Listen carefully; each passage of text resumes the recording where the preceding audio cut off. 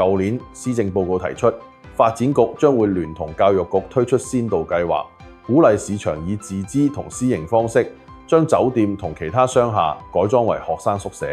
發展局局長甯漢豪近日喺立法會會議上表示，收到好多持有商業大廈嘅業主查詢計劃詳情。咁但係呢個先導計劃卒之等到而家6月度卒之有啲眉目啦。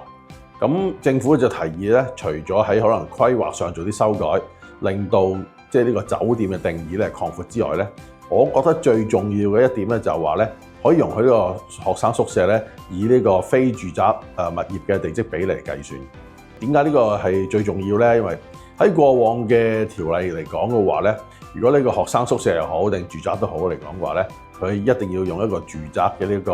樓面面積嚟計。咁喺呢個物業如果要改裝嘅話一啲如果喺而家一個重災區嘅寫字樓嘅物業嘅話咁就一定難度啦。因為好多時候譬如九龍區咁樣個寫字樓佢地積比可能講緊12倍。根據而家嘅例嘅話如果學生宿舍係做住宅用途嘅話佢可能講緊只係得8倍至10倍到。咁一啲多出嘅樓面嘅話業主就可能要做啲改裝係去睇下點樣符合到而家現有嘅規例。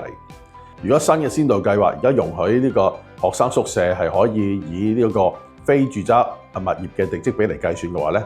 咁一啲空置咗吉咗好耐嘅寫字樓就可以即時就可以好快就去將佢改建啦。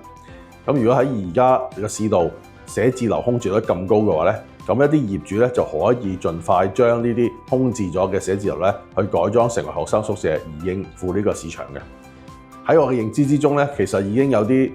寫字樓，譬如喺紅磡區一帶佢本身都吉咗好耐嘅，其實本身都有呢個意向去改裝做一個學生宿舍嘅。